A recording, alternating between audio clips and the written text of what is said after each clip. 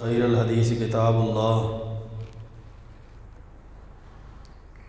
وخیر الہدی ہدی محمد صلی اللہ علیہ وسلم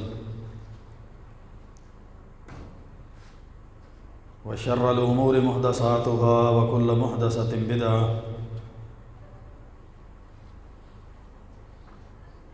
وکل بدعۃ ضلالہ وکل ضلالۃ فی النار۔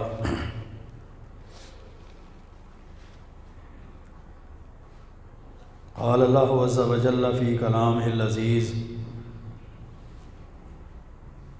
اعوذ باللہ السمیع العلیم من الشیطان الرجیم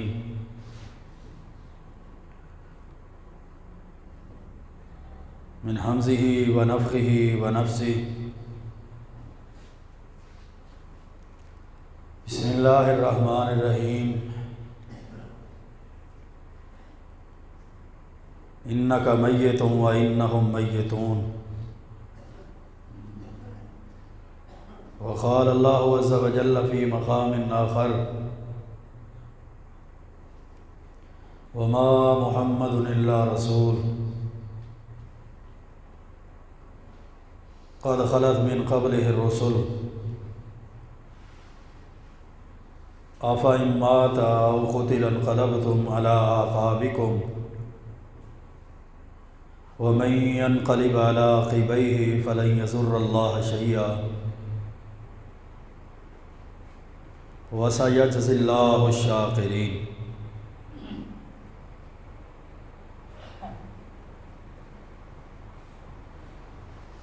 رب اشرح لي صدري ويسر لي أمري واحلل عقدۃ من لسانی یفقہوا قولی۔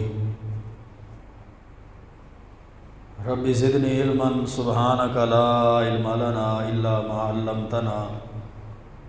انک انت العلیم الحکیم۔ اللہم صل وسلم علی نبینا محمد وعلی آلہ وبارک وسلم وصلی علیہ۔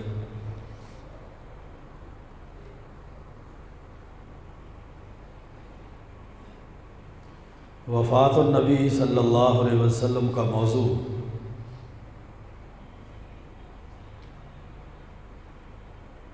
پچھلے خطبہ جمعۃ المبارک کے اندر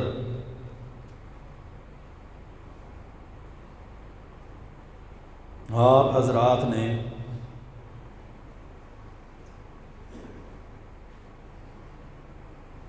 قرآن کریم کی واضح آیات اور اس حوالے سے پیارے پیغمبر علیہ الصلوۃ والسلام کی احادیث مبارکہ سماعت فرمائیں۔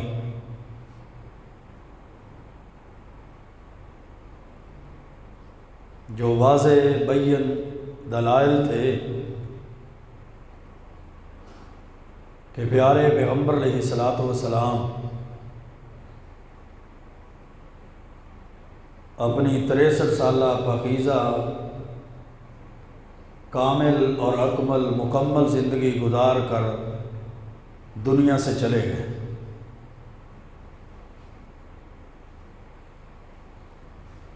اللہ کا امر، اللہ کا فیصلہ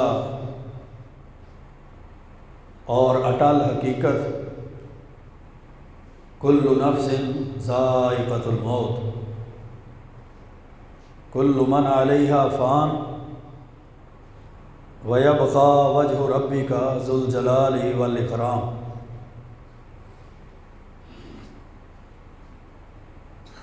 قرآن کریم کی واضح آیات اور احادیث مبارکہ کے ساتھ ساتھ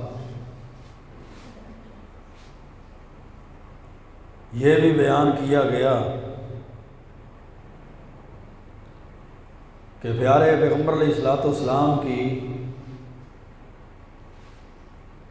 پاکیزہ زندگی کے آخری ایام کی آخری وصیتیں کیا تھیں۔ بیماری کا آغاز صفر کے مہینے کی 29 تاریخ کو ہوا۔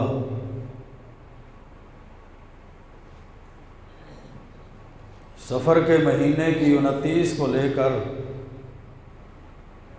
12 ربیع الاول تک کم و بیش 13 دن بیماری کے بنتے ہیں۔ یہی بیماری آپ کی مرض الموت بنی اور اس بیماری کی شدت دن بدن بڑھتی چلی گئی کہ اس بیماری کی شدت میں آپ کی جگہ پر 17 نمازیں 3 دن مکمل اور 2 اس سے زائد نمازیں آپ کی جگہ پر حضرت ابو بکر صدیق رضی اللہ تعالیٰ عنہ جو مسلمانوں کے متفق علیہ امیر المومنین اور خلیفۃ المسلمین بنے، انہوں نے آپ کی جگہ پر یہ نمازیں پڑھائیں۔ اس بیماری کے عالم میں درد کی شدت اور تکلیف کی شدت کی وجہ سے آپ معوذتین صورتیں پڑھ کر بھی اپنے اوپر دم کرتے رہے، قل اعوذ برب الفلق، قل اعوذ برب الناس۔ جب آپ دم کرنے کی سخت نہیں رکھتے تھے تو اماں عائشہ فرماتی ہیں پھر میں یہ صورتیں پڑھ کر آپ پہ دم کیا کرتی۔ اخرج الیہود من جزیرۃ العرب، اخرج الیہود والنصارى من جزیرۃ العرب، اور اخرج المشرکین من جزیرۃ العرب کے احکامات بھی آپ نے اپنی بیماری کے ایام میں صادر فرمائے کہ یہودیوں اور عیسائیوں اور مشرکین کو جزیرہ عرب سے نکال دیا جائے۔ پھر اسی طرح آپ نے یہ بھی وصیت اور حکم ارشاد فرمایا کہ اللہم لا تجعل قبری وثنا، اے اللہ میری قبر کو بت خانہ نہ بنانا کہ لوگ اس کی عبادت کرنا شروع کر دیں۔ اور اس کے ساتھ ساتھ قبر کے پجاریوں پر، قبر پرستوں پر اللہ کے پیارے پیغمبر علیہ السلام اپنی بیماری کے ایام میں لعنت کرتے جا رہے تھے کہ لعن اللہ الیہود والنصارى اتخذوا قبور انبیائہم مساجدا، اللہ یہودیوں پر بھی لعنت کرے اور اللہ عیسائیوں پر بھی لعنت کرے، انہوں نے اپنے نبیوں کی قبروں کو سجدہ گاہ بنا لی۔ یہ پیارے پیغمبر علیہ السلام کی پاکیزہ زندگی کے آخری ایام ہیں۔ حضرت جابر بن عبداللہ رضی اللہ تعالیٰ عنہ فرماتے ہیں، صحیح مسلم اور ابو داود کی حدیث ہے، جب آپ نے عشاء کی جماعت نہیں کروائی تو پوچھا کیا لوگوں نے نماز پڑھ لی ہے؟ تو صحابہ نے فرمایا، آپ کے گھر والوں نے فرمایا لا ہم ینتظرون کا، انہوں نے ابھی نماز نہیں پڑھی، آپ کا انتظار کر رہے ہیں۔ تو بیماری اور تکلیف کی شدت کی وجہ سے آپ اٹھ نہیں سکتے تھے، تو آپ نے فرمایا مروا ابا بکر فلیصلی بالناس، ابو بکر کو حکم دو لوگوں کو نماز پڑھائیں۔ تو یہ آپ کی بیماری سے 3 دن پہلے تھے۔ پھر حضرت جابر فرماتے ہیں کہ میں نے رسول اللہ صلی اللہ علیہ وسلم کو فرماتے ہوئے سنا، لا یموتن احدکم الا وهو یحسن الظن باللہ عز وجل، کہ تم میں سے کوئی بھی شخص اس حالت میں فوت نہ ہو مگر اس کو اللہ پر حسن ظن ہونا چاہیے، اس کی موت اس حالت میں آئے کہ وہ اللہ پہ اچھا گمان رکھے، اس کے اعمال، اس کا عقیدہ، اس کا ایمان اتنا درست ہو کہ اپنی موت کے وقت اس کو اللہ پر ایسا بہترین گمان ہونا چاہیے کہ اللہ اس کو ضرور معاف کر دے گا، اس گمان کے ساتھ وہ فوت ہو، اس گمان کے ساتھ اس پہ موت آنی چاہیے۔ آپ صلی اللہ علیہ وسلم کی وفات سے ایک دن پہلے صحیح بخاری کی حدیث ہے، آپ کی طبیعت میں کچھ بہتری آئی، کچھ افاقہ ہوا، تو حضرت عباس رضی اللہ تعالیٰ عنہ اور حضرت علی المرتضیٰ رضی اللہ تعالیٰ عنہ کے کندھوں پر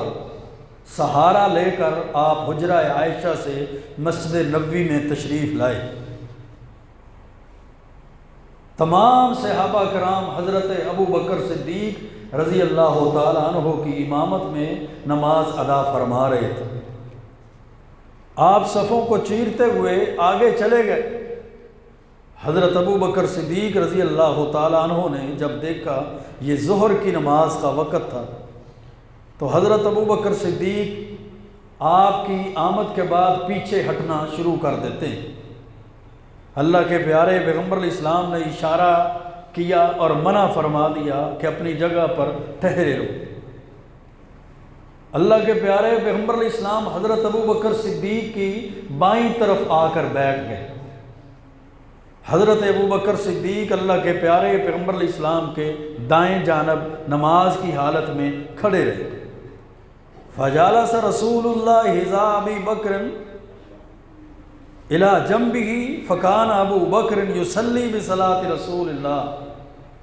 اللہ کے پیارے پیغمبر علیہ السلام کی نماز کی اقتداء اور پیروی حضرت ابو بکر کر رہے تھے، اور حضرت ابو بکر صدیق رضی اللہ تعالیٰ عنہ کی نماز کی اقتداء اور پیروی جمیع صحابہ کر رہے تھے۔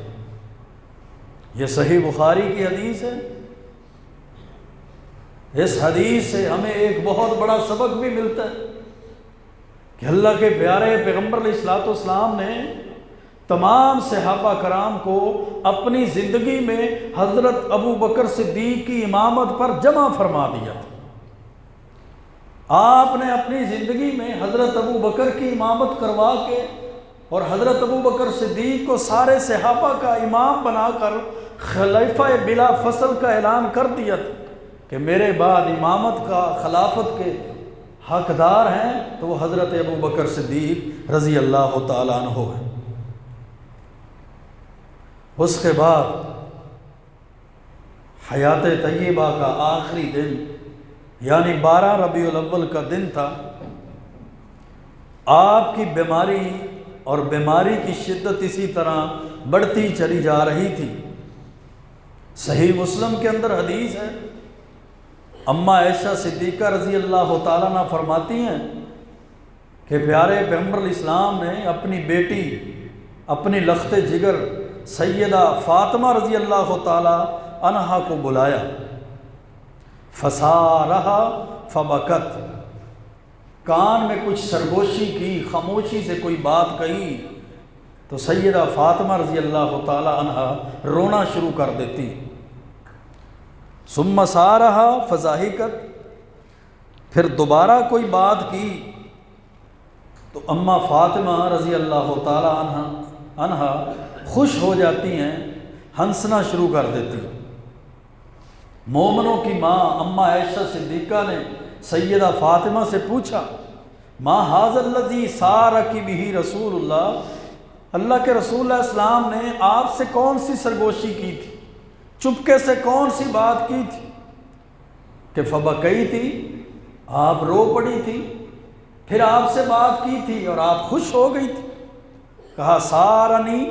اللہ کے پیارے پیغمبر علیہ السلام نے مجھ سے خاموشی سے بات کی تھی اور فاخبرنی بموتہ،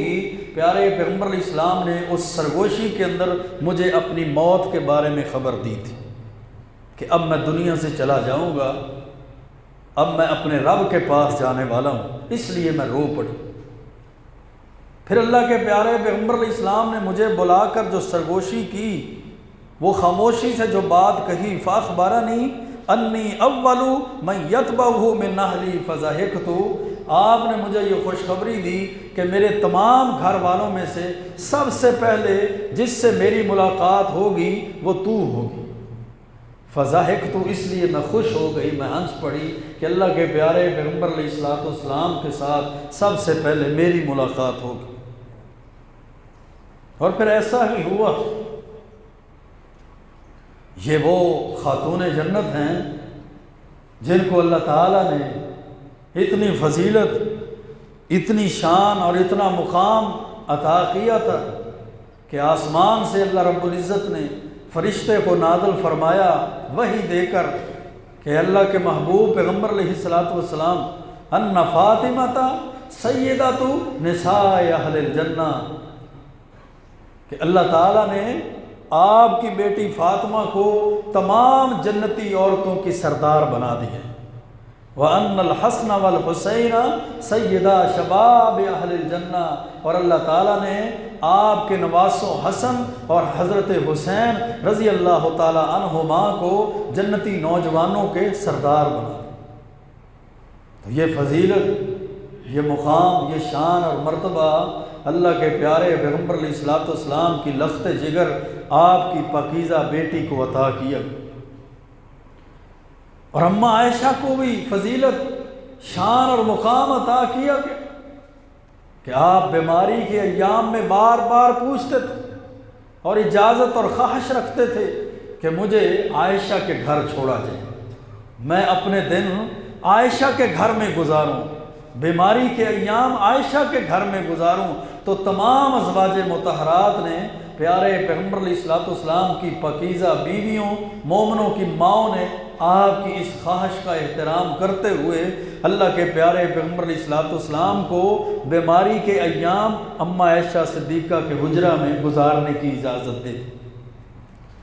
اور یہی وہ اماں عائشہ صدیقہ رضی اللہ تعالی عنہا ہیں جن کا یہ مقام، جن کی یہ فضیلت، شان اور مرتبہ ہے کہ اللہ تعالیٰ نے ان کی پاکیزگی کو قرآن میں بیان فرمایا۔ اور یہی وہ اماں عائشہ مومنوں کی ماں ہیں جن کے بارے میں اللہ کے پیارے پیغمبر علیہ السلام نے فرمایا تھا کہ جب میں عائشہ کے بستر پہ ہوتا ہوں تو اللہ کی طرف سے وحی کا نزول ہوتا ہے، جب عائشہ کے بستر کے علاوہ کسی اور بستر میں ہوتا ہوں تو اللہ کی وحی کا نزول نہیں ہوتا۔ تو جہاں پر پیارے پیغمبر علیہ الصلوۃ والسلام کی لخت جگر آپ کی بیٹی سیدہ فاطمہ کا مقام اور مرتبہ ہے، وہیں اللہ رب العزت نے پیارے پیغمبر علیہ الصلوۃ والسلام کی پاکیزہ بیوی، مومنوں کی ماں اماں عائشہ صدیقہ رضی اللہ تعالی عنہا کا مقام اور مرتبہ، فضیلت اور شان بھی تمام عورتوں میں سے سب سے زیادہ رکھی۔ تو یہ نا انصافی ہے کہ اماں عائشہ صدیقہ رضی اللہ تعالی عنہا کے مقام اور مرتبے کو تو انسان نہ سمجھے اور اماں فاطمہ رضی اللہ تعالی عنہا کے مقام، مرتبے، شان، فضیلت کو بیان کیے۔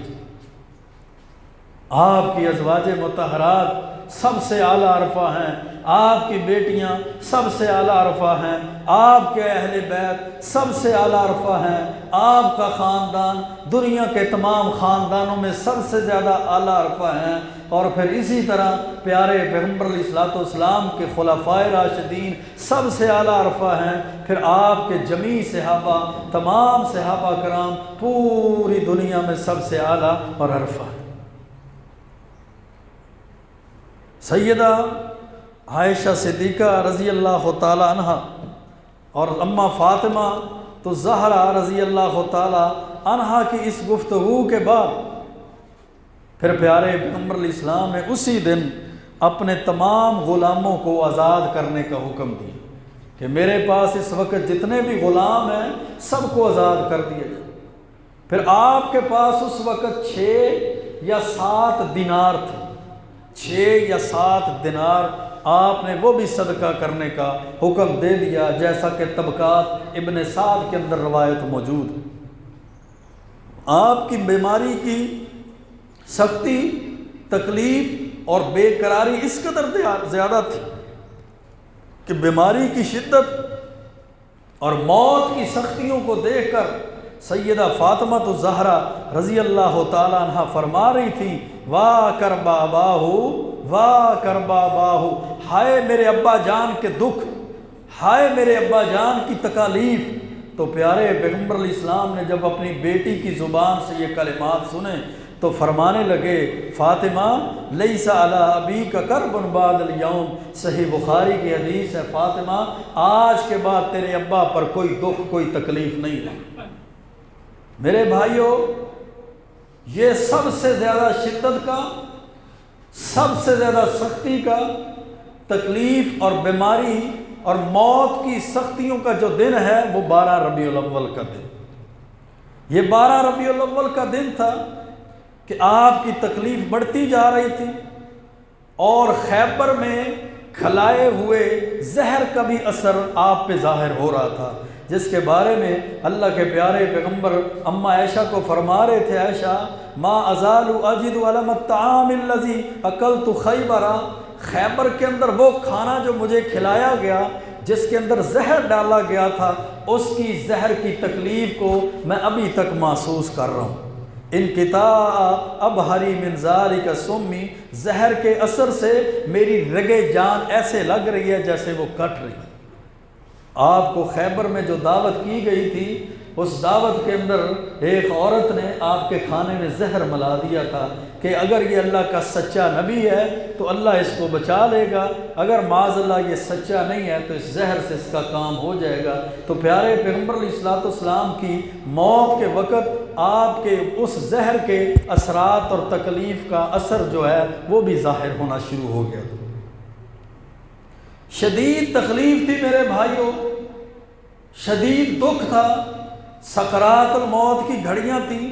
اور اس شدید بیماری کی شدید تکلیف میں بھی پیارے پیغمبر علیہ السلام کبھی چہرے پر چادر ڈال لیتے، گھبراہٹ طاری ہوتی، آپ چادر کو چہرے سے اتار دیتے، پھر دوبارہ کچھ سکون آتا تو پھر چہرے پہ چادر ڈال لیتے، اور جب چادر اپنے چہرہ مبارک سے اتارتے تو یہ کلمات ارشاد فرماتے لعن اللہ الیہود والنصارى اتخذوا قبور انبیائہم مساجدا۔ صحیح بخاری کی حدیث ہے، آپ بار بار یہ کلمات ارشاد فرماتے جا رہے تھے، اللہ یہودیوں پر لعنت کرے، اللہ عیسائیوں پر لعنت کرے کہ انہوں نے اپنے نبیوں کی قبروں کو سجدہ گاہ بنا لیا۔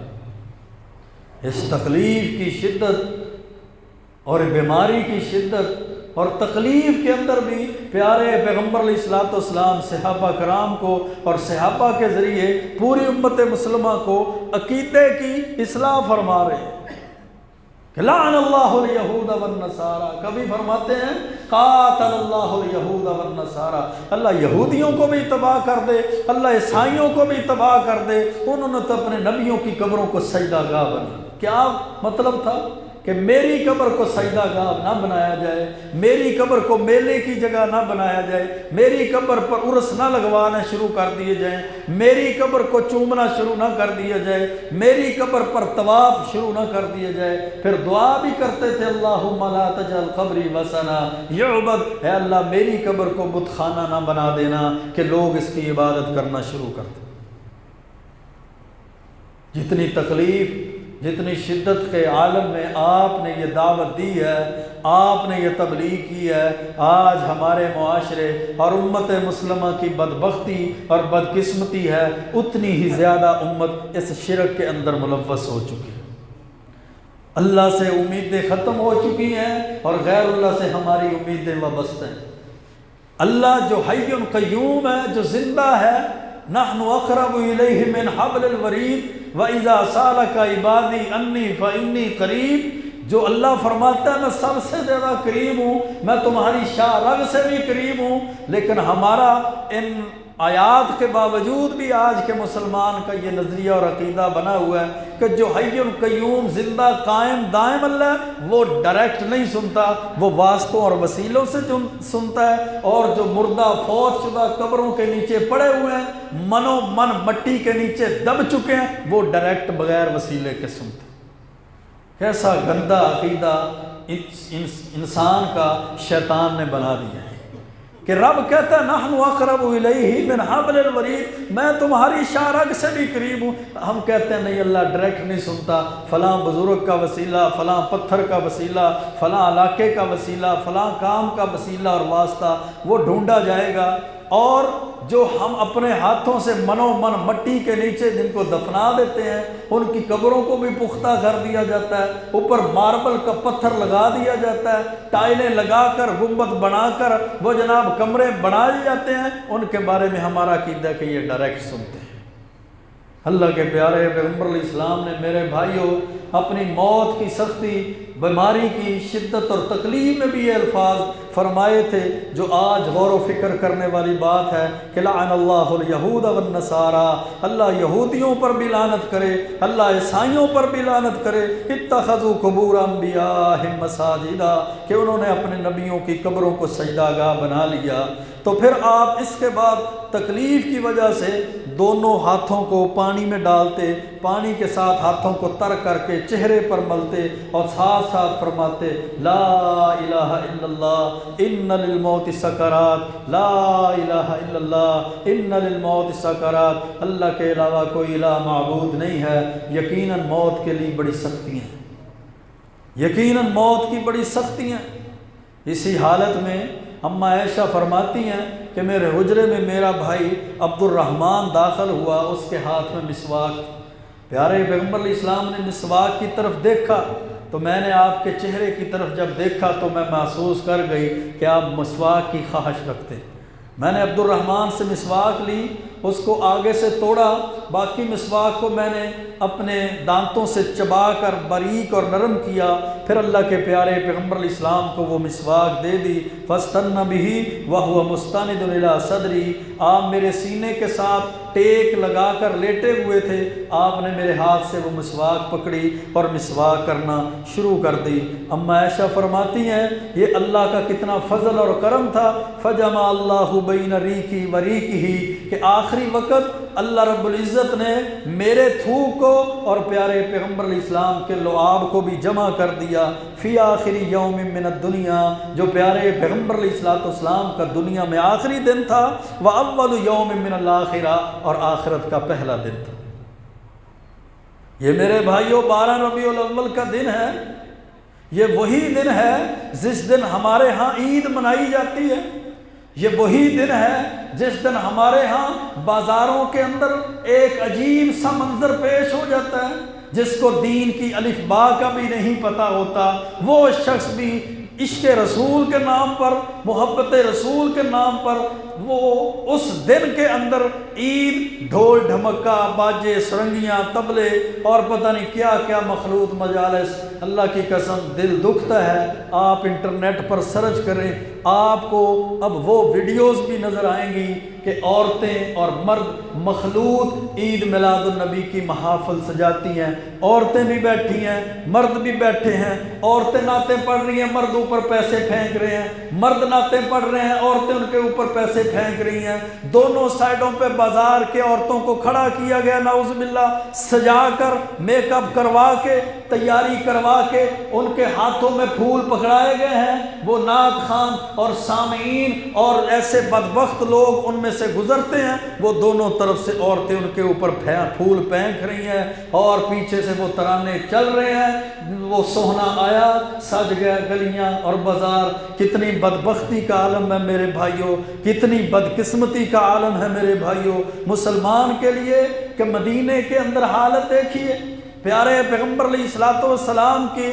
حجرہ عائشہ اور مسجد نبوی کی 12 ربیع الاول کو حالت دیکھیے۔ اماں عائشہ فرماتی ہیں، صحیح البخاری کی حدیث ہے کہ آپ یہ پڑھتے جا رہے تھے اور دعا کرتے جا رہے تھے، اللہم فی الرفیق الاعلیٰ، اے اللہ اعلیٰ ساتھیوں کے ساتھ مجھے ملا دینا۔ پھر یہ دعا جو آپ کی زبان سے جاری تھی، اللہم اغفر لی وارحمنی والحقنی بالرفیق الاعلیٰ، اے اللہ مجھے معاف کر دے، اے اللہ مجھ پہ رحم فرما دے، اے اللہ مجھے اعلیٰ ترین ساتھیوں کے ساتھ شامل فرما دے۔ اماں عائشہ صدیقہ فرماتی ہیں آپ کی آنکھیں اس طرح چھت کی طرف اٹھ گئیں اور پھر آپ نے فرمایا اللہم فی الرفیق الاعلیٰ، اے اللہ مجھے اعلیٰ ساتھیوں کے ساتھ ملا دینا۔ پھر آپ کی جو انگلی اور ہاتھ اٹھا ہوا تھا وہ نیچے آ گیا، اما عائشہ فرماتی ہیں اس حالت میں آپ اللہ کو پیارے ہوئے وَإِنَّهُ لَبَيْنَ حَاكِنَتَيْ وَزَاكِنَتَيْ فَلَا أَكْرَهُ شِدَّةَ الْمَوْتِ لِأَحَدٍ أَبَدًا بَعْدَ النَّبِيِّ کہ آپ میری ہنسلی اور ٹھوڑی کے درمیان آپ نے سر رکھا ہوا تھا، آپ زبان سے یہ کلمات کہہ رہے تھے، کلمات کہتے کہتے آپ خاموش ہو گئے، آپ کا اٹھا ہوا ہاتھ اور آپ کی اٹھی ہوئی انگلی نیچے آ گئی، میں سمجھ گئی کہ اللہ کے پیارے پیغمبر علیہ الصلوۃ والسلام دنیا سے جا چکے ہیں، آپ ہمیں جدائی کا غم دے چکے ہیں، لیکن جتنی شدت موت کی میں آپ کے چہرے اور جسم پر دیکھ چکی تھی، فلا اکرہ شدت الموت لأحد ابدا، میں نے کبھی بھی اتنی شدت پھر کسی کے لیے محسوس ہی نہیں کی۔ پھر جتنی شدت تکلیف اور موت کا غم اور موت کی تکلیف اگر کسی پر آئی بھی میں نے اس کو ناپسند ہی نہیں کیا، کیونکہ پیارے پیغمبر علیہ الصلوۃ والسلام کی موت کی تکلیف کو میں اپنی آنکھوں سے دیکھ چکی۔ اللہ تعالیٰ کا امر، اللہ کا بنایا ہوا قاعدہ اور قلیہ اور قانون سچ ثابت ہوا کہ کل نفس ذائقۃ الموت، ہر جان جو دنیا میں آئی ہے وہ موت کا ذائقہ چکھے گی۔ کل من علیہا فان ویبقی وجہ ربک ذو الجلال والاکرام، اور اللہ تعالیٰ نے قرآن کریم کے اندر جو ارشاد فرمایا تھا وما محمد الا رسول قد خلت من قبلہ الرسل، یہ عالم دیکھ کر اما فاطمہ رضی اللہ تعالی عنہا فرط غم سے فرمانے لگی یا ابتاہ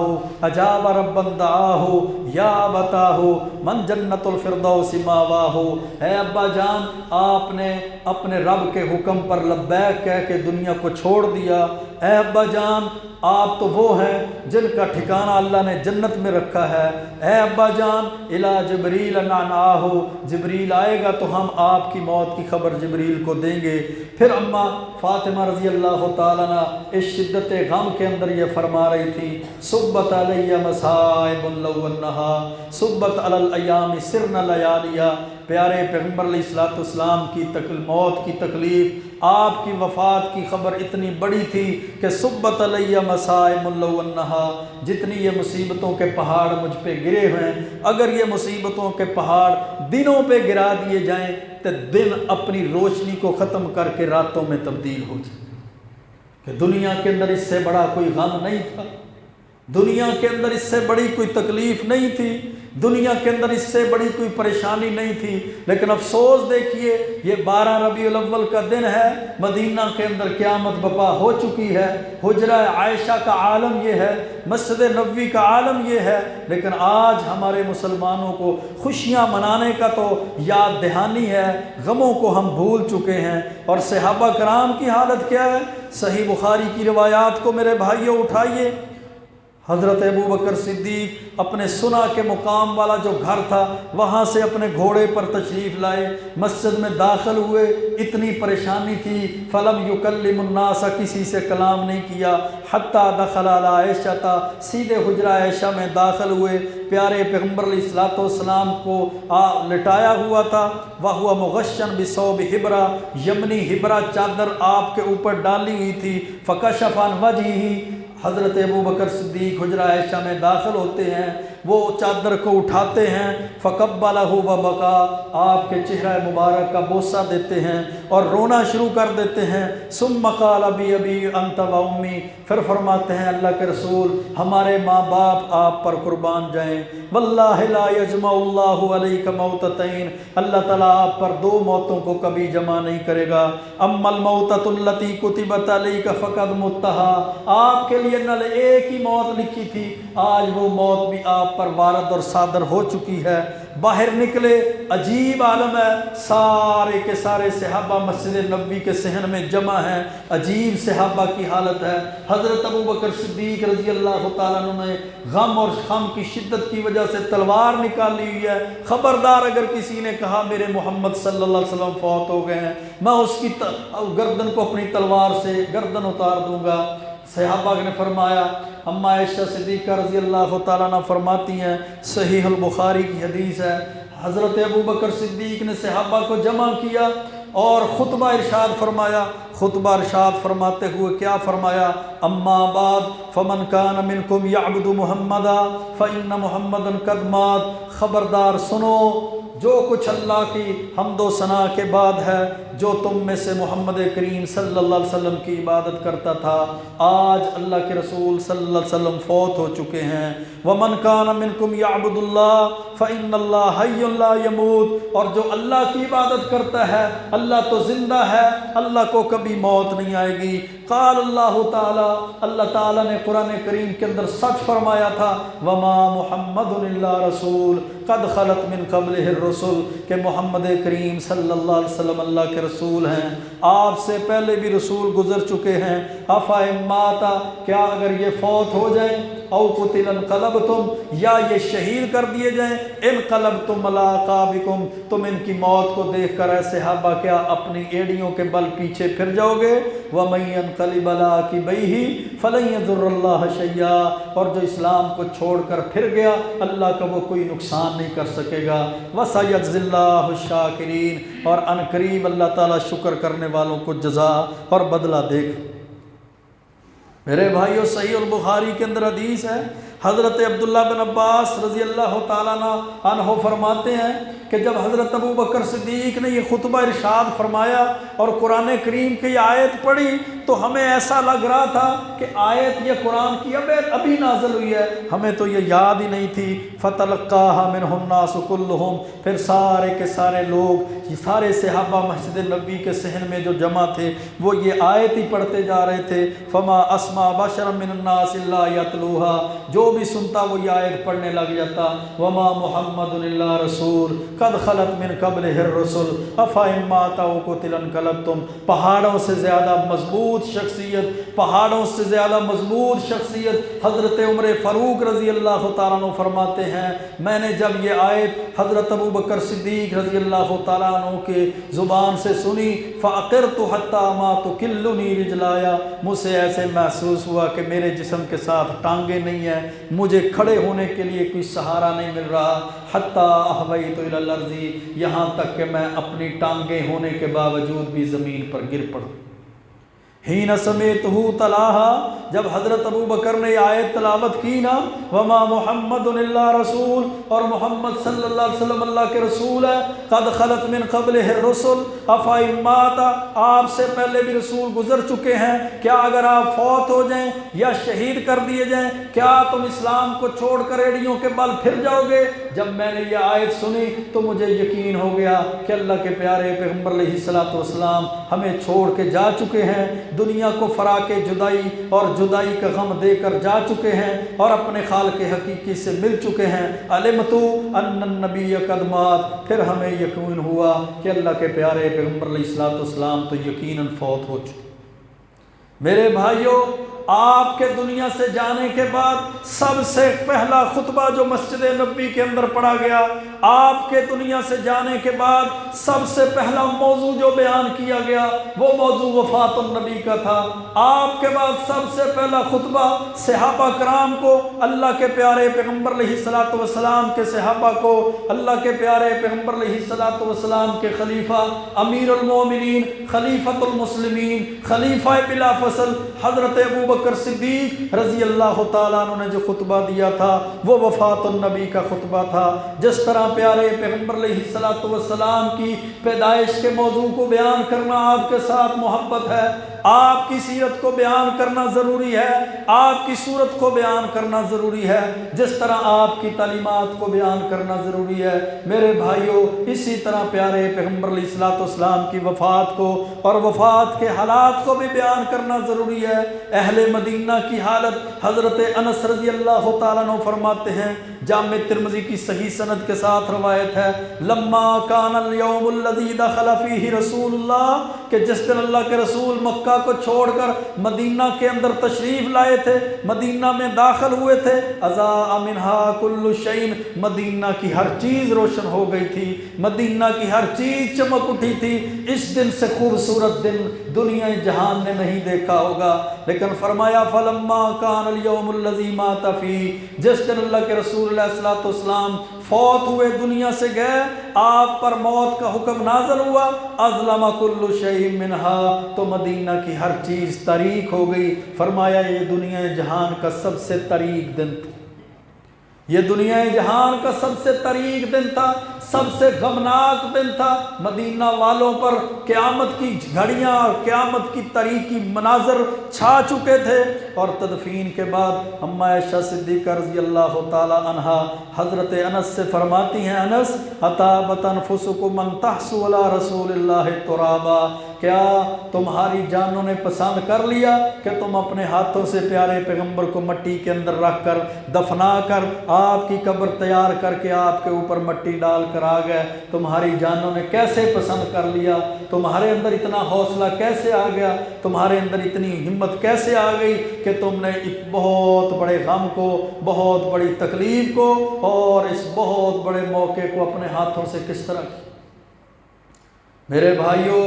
ہماری تاریخ صحابہ کرام کے ساتھ جڑی ہے، ہماری محبتیں اہل بیت کے ساتھ ہیں، ہمارا جو سارے کا سارا دین کا معیار ہے وہ پیارے پیغمبر علیہ السلام کی تعلیمات کے ساتھ ہے، ہماری خوشیاں اور ہمارے غم پیارے پیغمبر علیہ السلام کی سنت حدیث کے تابع ہیں، ہمارے غم بھی وہ ہیں جو پیارے پیغمبر علیہ السلام کی تعلیمات کے تابع ہوں، ہماری خوشیاں بھی وہ ہیں جو پیارے پیغمبر علیہ السلام کی تعلیمات کے مطابق ہوں، کیونکہ ہم مسلمان ہیں، لا الہ الا اللہ پڑھنے والے، محمد الرسول اللہ صلی اللہ علیہ وسلم کا اعلان کرنے والے، قرآن و سنت کے احکامات اور تعلیمات کو ماننے اور جاننے والے۔ ہم کسی کے غموں پر نہیں جاتے، ہم کسی کی خوشیوں پر نہیں جاتے، ہم کسی کے رسم و رواج پر نہیں جاتے، اور یہی تعلیمات کے تقاضے ہیں، یہی اسلام کے تقاضے ہیں۔ آئیے آج ان اسلام کے تقاضوں کو سمجھیے، اسلام کی تعلیمات کو سمجھیے، اپنی خوشیوں کو بھی اللہ کے پیارے پیغمبر کی خوشیوں کے اندر ڈھال دیجئے، اپنے غموں کو بھی اللہ کے پیارے پیغمبر کے غموں کے ماتحت کر دیجئے۔ اللہ کے پیارے پیغمبر علیہ السلام کی تعلیمات سے جو ہٹ گیا فقد عصا فقد غوا فقد ضلا، وہ تو گمراہ ہو گیا، وہ تو ذلیل ہو گیا، وہ تو خسارے میں چلا گیا۔ اور جس نے اپنی زندگی قرآن و سنت کے مطابق ڈال لی، سنت حدیث کے مطابق ڈال لی، رسم و رواج سے بن گیا، اپنی جماعتوں گروہوں اور اپنے قبیلے اور برادری کے رسم و رواج سے بچ گیا، یقیناً وہ شخص دنیا کے اندر بھی کامیاب ہوا اور یقیناً وہ شخص آخرت میں بھی کامیاب ہے۔ آئیے قرآن و سنت کی طرف رجوع کرتے ہیں، اپنے معاملات کو قرآن و سنت کے مطابق ڈھالتے ہیں، اپنے عقیدوں کی اصلاح کرتے ہیں، اپنی عبادات اور عبادات کے طریقوں کی اصلاح کرتے ہیں۔ اللہ سے دعا ہے اللہ زندہ رکھے تو دین اسلام کی بہترین حالت پر، موت دے تو ایمان اور شہادت کی بہترین موت عطا فرمائے۔ وأقول قولي هذا استغفر الله لي ولكم ولسائر المسلمين۔